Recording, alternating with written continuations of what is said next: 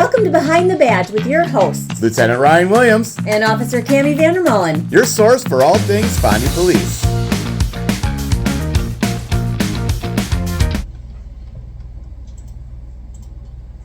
Behind the Badge, a weekly visit with the Fond du Lac Police Department. LT, Lieutenant Ryan Williams in studio, and are you all stretched out? You got a big bike ride. Big bike ride is coming up. I achieved my goal. I wanted to have 700 miles on my bike before we left. And I did that. Nice. It took every energy, every ounce of energy in me to do it, and to will myself to do it. I don't need that much, but you want to be able to enjoy is kind of a hard word because I'm riding for officers that die in line of duty, but you want to be able to not worry about the ride when you're on the ride, and then you can focus on the other things. And there's a lot that goes in with it. We ride with survivors. We'll be riding with Joe Kerr's dad. One of the survivors. We'll be riding with Casper's dad. So you want to be there for them and like support them if they need it. And one way you can do that is by being in pretty good shape so that you can help them if needed be. And usually you don't, but want to be there as support in that support role. And if someone needs to support you, you can't really be a support for others. So That's true. So your training, and certainly we'll get more into the Unity ride here in a bit, but the training aspect, so 700 miles, were you going like the same path, or do you mix it up, or how did you get that in? Where were you going from? So for starters, I'll say this about Fond du Lac. We have some of the best riding places of anywhere, because whatever you're in the mood for, we have something for that. And most of that is determined on the wind though. But if you don't want to see a hill, like if you hate climbing hills, you can ride from Fond du Lac to Oshkosh. You will not see a hill. Like maybe if you take like the back way and go like through like Friendship or whatever, you go over that bridge. That's about it. There's not a hill. You go to the east side of town, they have your hill delights. You've got Tower Road, you've got Seven Hills, you've got Cedar Road. You have monster hills out there. And then if you kind of want to mix of both, you just head south, and they've got hills and they've got flats and a little bit of everything. Now, with all that being said, it always is dependent on the wind. The wind is such a big factor for biking. For those of the people like at my level, we kind of like find out what the wind direction is, and we plan our routes so that we're heading back with it at our back somehow, or at our side or at our back. You do not want to plan your route so that you're heading into the wind at the end of your ride. I learned that very early. In fact, I did a ride to Oshkosh. Being from Oshkosh, I always loved, when I lived there, like running to their Menominee Park, which is similar to our Lakeside Park. So I'll ride there. It's about 50 miles there and back. One time I played the wind wrong, and I was going into like a 20 mile an hour south wind all the way home. And I literally pulled my bike to the side of the road and just sat in the ditch for a while. And where cars were stopping and checking on me, and it was bad. It was bad. So then I kind of learned from that point, for one, train better, and for two, play the wind the right way. So Makes sense. I do have some, there's better bikers I bike with that, can dust me, and a shout out to the great Adam Nelson out there. He always says, well, if you're racing, you don't know what the winds, you should prepare for every wind condition, and that's just because he's a better biker. He's a beast, yeah. Wow. So yeah, no, it's going to be great. We have myself and Lieutenant Fisher, TJ Fisher from our department that are going, and we have a couple of retired officers, Bill Ledger and Tina Brown, that will be joining us as well. So we have a 4-officer contingent that'll be representing Fond du Lac. Unfortunately, we do have a close tie with officers we've lost in the line of duty in the last 13, 15 years here. So, but that has kind of kept people going back for good reason and supporting other people because we've been through it, and we can kind of get them through like those kind of the obstacles or what to expect down there. So where is this and how far? So we are starting in Philadelphia, and we You guys drive there? We fly. So how do you check your bicycle? Oh, so we actually have a trailer. So we belong to a bigger contingent. It's called the Wisconsin Riders, and altogether there's 28 this year riders from Wisconsin going. So we've kind of raised money in the past, and we bought a trailer, and then we bought a bigger trailer because we kept growing and growing, and now we actually the trailer that we drive is actually dedicated to Trevor Casper. It's called Trevor's Trailer, and I have a video, like it's touching, like I'm actually tearing up a little bit, like just thinking about it, like we unveiled that to Trevor's dad, Kevin. He had no clue. And so we opened up the back of the trailer, and then just to see his reaction was like, oh my God, like amazing. Like to see that, hey, you honored my son in this way. And that was just something fantastic. And it's a huge trailer. And guys try to sneak as much on there as they can so they don't have to check bags and stuff like that. Right. So that is actually, that leaves like the day before we go, and then we meet it out there. We kind of have a couple days to just kind of because we have to take our bikes apart a little bit, like we take the handlebars off and a couple things here and there. Give us a couple days to get everything situated, and then we finally ride out, and it's the ride is 4 days.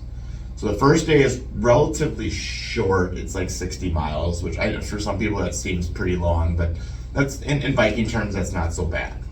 Then the second day is 100, and then the third day is 100, and then you end with another like 50 to 60 miler. So about 300 miles when it's all said and done, and we actually ride right into the Law Enforcement Memorial. So you In DC, right? in Washington DC, yeah. So you go there, the streets are just packed with people. You hear bagpipes playing, and you're riding through this memorial that contains the names of every single law enforcement officer that died in the line of duty. And it's a big memorial, unfortunately, because there's been a lot, but there's two halves of it. So you kind of wiggle through one half, and then you ride through another half. And most of the people that are there to support their fallen officer are standing by their officers' names. So it's quite a sight to see. It's very emotional. It kind of brings it home.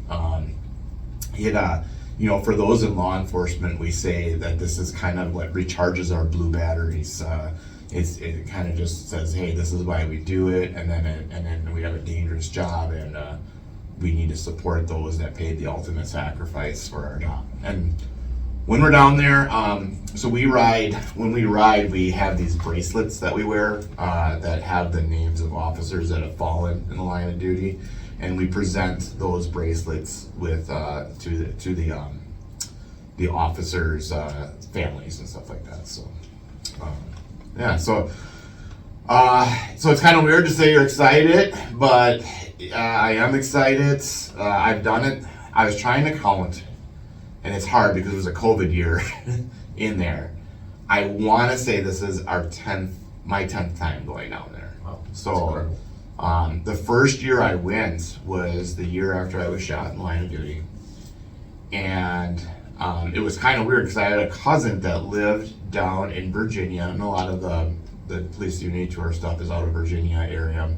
And she said, hey, have you ever heard of this? I know you're a biker. Have you ever heard of this organization? I'm like, no, but I'll look into it. I looked into it. I'm like, okay, that sounds great, but that's a lot for someone on their own to go and like hook up with, a chapter out of New Jersey, Philadelphia, whatever. So I didn't think much of it. And then all of a sudden, I got contacted by a guy named Eric Essinger, who was a Washington County sheriff officer that had actually been doing a police unity tour with a officer named Matt Rollinger, who works for West Bend Police Department.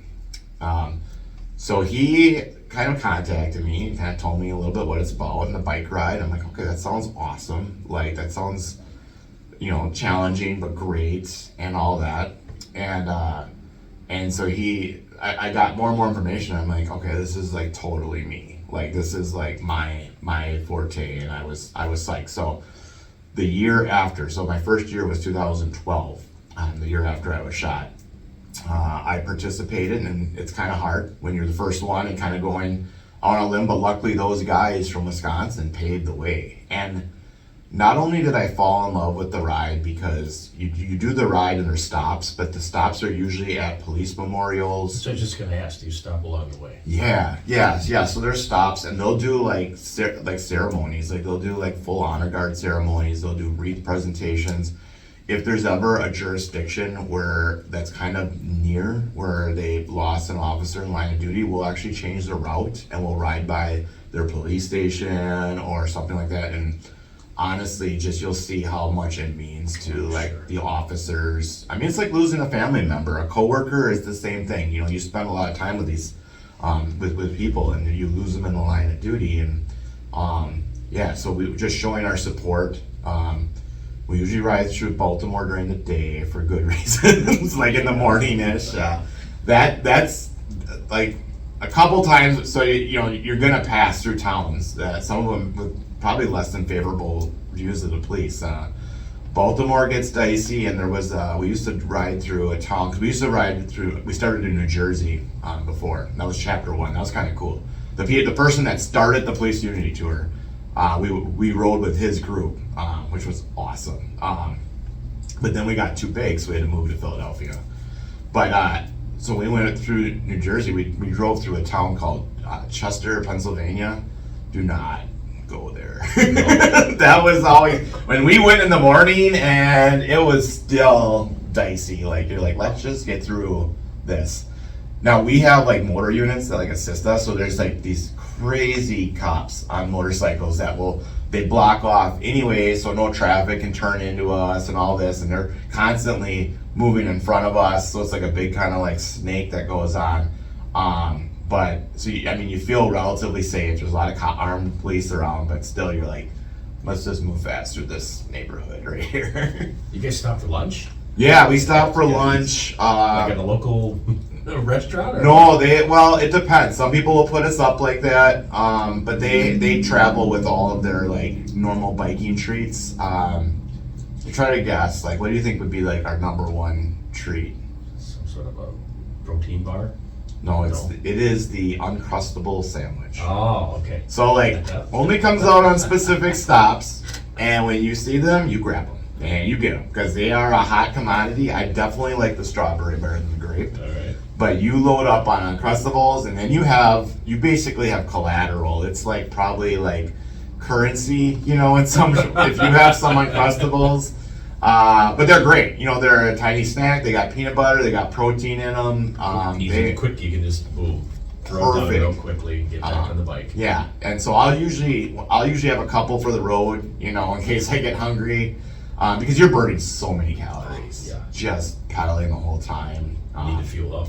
Yeah, and what I do is I'm a ride marshal, so we have like the main pack, and they pretty much ride 2 by 2, and then the ride marshals are like a third row that kind of separate the bikers from the motor units that keep on zipping up the road.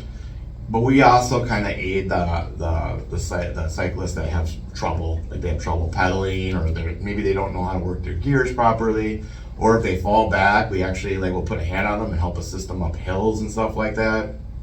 Which, you know, part of me is like, you probably should put the work in beforehand because that's the trainer in me. But the second part is these people, a lot of them are survivors. Right. And I will do whatever I can to give them that moment to make it, you know. And it's usually very, very impactful. You know, obviously I get something out of it, being a little selfish, but I think they get a lot out of it too. So, yeah, I'm looking forward to it. It's going to be a great ride. I can't believe, like, so all that training I did, cold weather, like 40s, like I would hit a 50, but it would be at like with a wind, it'd be down in like the 45s. So just kind of not great. And like, you know, before I'm leaving here, the weather's getting warm here. It's going to be warm for our whole ride. So I'm a little bit worried about riding in warm since I have no training in that during this Wisconsin weather, you know. But looking forward to it. It's going to be a great experience. How many? 28 people. Locally, but yeah, I mean. Oh, together? About 2,500-ish. Wow. So we all meet from different parts. We all meet at the old RFK Stadium, which is going to be a new stadium now in DC. But yeah, we all kind of come together there, and then so we can all ride to the memorial together. Okay. And it's amazing. It's a sight to see. So awesome. Well, looking forward to it, and pray that you and everybody else have a safe trip and a safe ride. Oh yeah, I forgot about the duck. Yeah. What's this duck thing? So one of our favorite swag giveaways is this duck. It's a Fond du Lac PD duck. Like we spin a wheel and you can win different swag, and one of them is just like a rubber duck like thing that says Fond du Lac PD. Cami had the idea that I'm going to take the duck with me and take pictures of my journey. So hopefully in the future when I get back, that we'll have the tour of our duck. I think I'm just gonna call him Fond du Quack. Fond du Quack. We haven't really got like a name, but we're gonna show our adventures. So you'll be able to see hopefully some pictures if I remember to do it. Because I was gonna bring him to the station today and I forgot, so it's not a good start. But hopefully I do better in the future. Awesome. Looking forward to it. Behind the Badge, KFIZ today. Morning talk, city's hot.